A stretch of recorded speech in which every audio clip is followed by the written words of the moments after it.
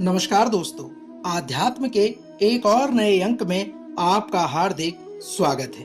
दोस्तों, आध्यात्म की कड़ी में आज हम आपके बीच में भगवान बृहस्पति देव की कथा का वर्णन करने जा रहे हैं। तो आइए प्रारंभ करते हैं भगवान बृहस्पति देव की व्रत कथा के सार को।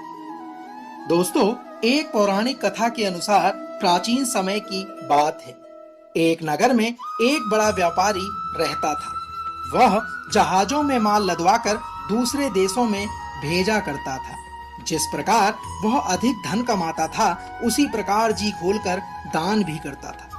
किंतु उसकी पत्नी अत्यंत कंजूस और किसी को भी दान नहीं देती थी। एक बार सेठ जब दूसरे देश व्यापार करने गया तो पीछे से बृहस्पति देव ने साधु वेश में उसकी पत्नी से भिक्षा मांगी। व्यापारी की पत्नी बृहस्पति देव से बोली, हे साधु महाराज, मैं इस दान और पुण्य से तंग आ गई।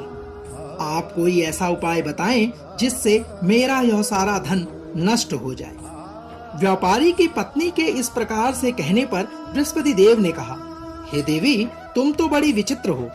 संतान और धन से कोई दुखी नहीं होता। अगर तुम्हारे पास अधिक धन है तो इसे शुभ कार्यों में लगाओ। कुंवारी कन्याओं का विवाह कराओ, विद्यालय और बाग बगीचों का निर्माण करवाओ। ऐसे पुण्य कार्य करने से तुम्हारा लोक परलोक सार्थक हो सकता है।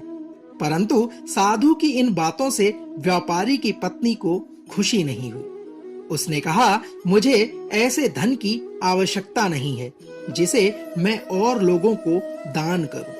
व्यापारी की पत्नी के इस प्रकार के वचन सुनने पर बृहस्पति देव ने कहा, हे देवी, यदि तुम्हारी ऐसी इच्छा है तो तुम्हें एक उपाय करना है। 7 बृहस्पतिवार को घर को गोबर से लीपना, अपने केसों को पीली मिट्टी से धोना, केसों को धोते समय स्नान करना, व्यापारी से कहना कि वह हजामत बनाए, भोजन में मांस मदिरा खाना और कपड़े अपने घर पर धोना। देखना, ऐसा करने से तुम्हारा सारा धन नष्ट हो जाएगा। इतना कहकर बृहस्पति देव अंतर्ध्यान हो गए। बृहस्पति देव जी के कहे हुए वचन अनुसार व्यापारी की पत्नी ने 7 बृहस्पतिवार वैसा ही करने का निश्चय किया। दोस्तों, केवल 3 बृहस्पतिवार ही बीते थे कि उसकी समस्त धन संपत्ति नष्ट हो गई और वह परलोक सिधार गई। जब व्यापारी वापस आया तो उसने देखा कि उसका सब कुछ नष्ट हो चुका है। उस व्यापारी ने अपनी पुत्री को अपने गले से लगाया और उसे सांत्वना दी और दूसरे नगर में जाकर बस गया। वहां वह जंगल से लकड़ी काट कर लाता और शहर में बेचता। इस तरह वह अपना जीवन व्यतीत करने लगा। दोस्तों, जीवन का चक्र चलता जा रहा था। एक दिन उसकी पुत्री ने दही खाने की इच्छा प्रकट की, लेकिन व्यापारी के पास दही खरीदने के पैसे नहीं थे। फिर भी वह अपनी पुत्री को आश्वासन देकर जंगल में लकड़ी काटने चला गया और वहां एक वृक्ष के नीचे बैठकर अपनी पूर्व दशा पर विचार करके रोने लगा। संयोगवश उस दिन बृहस्पतिवार था। तभी वहां बृहस्पति देव साधु के रूप में सेठ के पास आ गए और बोले, हे मनुष्य, तू इस जंगल में किस चिंता में बैठा है? साधु के इस प्रकार के वचन सुनकर व्यापारी ने कहा, हे महाराज, आप सब कुछ जानते हैं। इतना कहकर व्यापारी अपनी कहानी सुनाकर रो पड़ा। व्यापारी को रोता देख बृहस्पति देव ने कहा, देखो बेटा, तुम्हारी पत्नी ने बृहस्पति देव का अपमान किया था, इसी कारण तुम्हारा यह हाल हुआ है। लेकिन अब तुम किसी प्रकार की कोई चिंता मत करो। तुम गुरुवार के दिन बृहस्पति देव का पाठ करो और 2 पैसे के चने और गुड़ लेकर जल के लोटे में शक्कर डालकर वह अमृत और प्रसाद अपने परिवार के सदस्यों और कथा सुनने वालों में बांट दो। स्वयं भी प्रसाद ग्रहण करो और चरणामृत लो। देखना, भगवान तुम्हारा अवश्य कल्याण करेंगे। साधु रूप में खड़े बृहस्पति देव जी की इस प्रकार के वचनों को सुनकर व्यापारी ने कहा, हे महाराज, मुझे तो इतना भी नहीं बचता कि मैं अपनी पुत्री को दही लाकर दे सकूं। व्यापारी के वचन कहने पर साधु ने कहा, तुम लकड़ियां शहर बेचने जाना। तुम्हें इन लकड़ियों के दाम पहले से चौगुने मिलेंगे, जिससे तुम्हारे सारे कार्य सिद्ध हो जाएंगे। साधु रूप में खड़े बृहस्पति देव की आज्ञा को मान लकड़हारे ने लकड़ियां काटी और शहर में बेचने के लिए चल पड़ा। उसकी लकड़ियां आज अच्छे दाम में बिकी और जिससे उसने अपनी पुत्री के लिए दही लिया और गुरुवार की कथा हेतु चना गुड़ लेकर कथा का श्रवण कर प्रसाद बांटकर स्वयं भी खाया और दूसरों को भी खिलाया। दोस्तों, उसी दिन से उसकी सभी कठिनाइयां दूर होने लगी, परंतु अगले बृहस्पतिवार को वह कथा करना भूल गया और यह भूल उसकी सबसे बड़ी भूल थी। अगले दिन वहां के राजा ने एक बड़े यज्ञ का आयोजन कर पूरे नगर के लोगों के लिए भोज का आयोजन किया। राजा की आज्ञा अनुसार पूरा नगर राजा के महल में भोज करने गया, लेकिन व्यापारी और उसकी पुत्री तनिक विलंब से पहुंची। अतः उन दोनों को राजा ने महल में ले जाकर भोजन कराया। जब वे दोनों लौट कर आए तब रानी ने देखा कि उसका खूंटी पर टंगा हार गायब है। रानी को व्यापारी और उसकी पुत्री पर संदेह हुआ कि उसका हार उन दोनों ने ही चुराया है।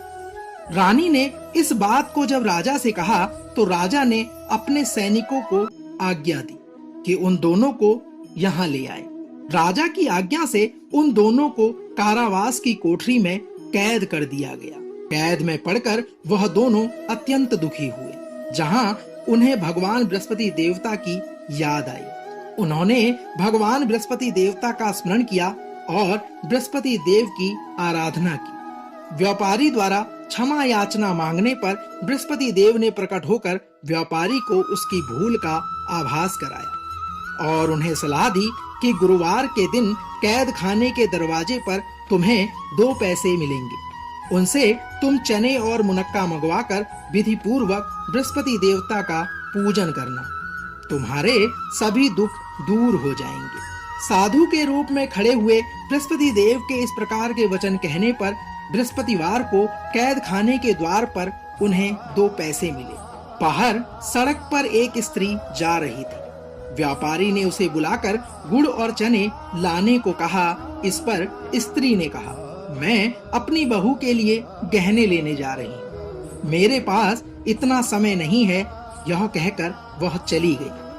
थोड़ी देर बाद वहां से एक और स्त्री निकली। व्यापारी ने उसे बुलाकर कहा, हे बहन, मुझे बृहस्पतिवार की कथा कहनी है, तुम मुझे 2 पैसे का गुड़ और चना लाकर दे दो। भगवान बृहस्पति देव का नाम उस व्यापारी के मुख से सुनकर वह स्त्री बोली, हे भाई, मैं तुम्हें अभी गुड़ और चना लाकर देती हूँ। मेरा इकलौता पुत्र मर गया है, मैं उसके लिए कफन लेने जा रही थी, लेकिन मैं पहले तुम्हारा कार्य करूंगी, उसके बाद अपने पुत्र के लिए कफन लेकर जाऊंगी। व्यापारी को इस प्रकार कहकर वह स्त्री बाजार से व्यापारी के लिए गुड़ और चना ले आई और स्वयं भी बृहस्पति देव की कथा का श्रवण किया। कथा के समाप्त होने पर वह स्त्री कफन और प्रसाद लेकर अपने घर पर गई। घर पर लोग उसके पुत्र की लाश को राम नाम सत्य है कहते हुए शमशान ले जाने की तैयारी कर रहे थे। स्त्री बोली, मुझे अपने लड़के का मुख देख लेने दो। अपने पुत्र का मुख देखकर उस स्त्री ने उसके मुंह में प्रसाद और चरणामृत डाल दिया। प्रसाद और चरणामृत के प्रभाव से वह पुनः जीवित हो गई। दोस्तों, इससे पहले जिस स्त्री ने बृहस्पति देव का निरादर किया था, वह जब अपने पुत्र के विवाह हेतु पुत्र वधू के लिए गहने लेकर लौटी और जैसे ही उसका पुत्र घोड़ी पर बैठकर निकला, वैसे ही घोड़ी ने ऐसी उछाल मारी कि वह घोड़ी से गिरकर मर गया। यह देख स्त्री रो रो कर बृहस्पति भगवान से क्षमा याचना करने लगी। उस स्त्री की याचना से बृहस्पति देव साधु वेश में प्रकट हुए और वहां पहुंचकर कहने लगे, हे देवी, तुम्हें अधिक विलाप करने की आवश्यकता नहीं है। यह बृहस्पति देव का अनादर करने के कारण हुआ है। तुम वापस जाकर मेरे भक्त से क्षमा मांगकर कथा सुनो, तब ही तुम्हारी मनोकामनाएं पूर्ण होगी। बृहस्पति देव जी के इस प्रकार के वचन सुनकर जेल में जाकर उस स्त्री ने व्यापारी से माफी मांगी और कथा का श्रवण किया।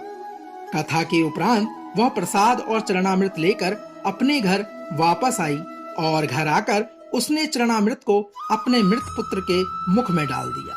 चरणामृत के प्रभाव से उसका पुत्र भी जीवित हो उठा। दोस्तों, उसी रात एक और घटना घटी। बृहस्पति देव राजा के सपने में आए और बोले, हे राजन, तूने जिस व्यापारी और उसकी पुत्री को जेल में कैद कर रखा है वह बिल्कुल निर्दोष है।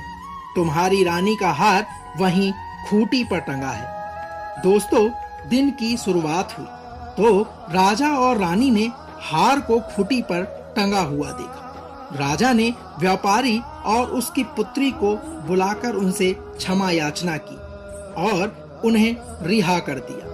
व्यापारी और उसकी पुत्री को रिहा करने से पहले उन्हें आधा राज्य देकर उसकी पुत्री का विवाह उच्च कुल में करवाकर दहेज में हीरे और जवाहरात भी प्रदान किए। दोस्तों, तो यह थी भगवान बृहस्पति देव की व्रत कथा। हम आशा करते हैं कि आज का यह अंक आपको अवश्य पसंद आया हो। कल एक और नए अंक के साथ फिर होगी मुलाकात। तब तक जय बृहस्पति देव।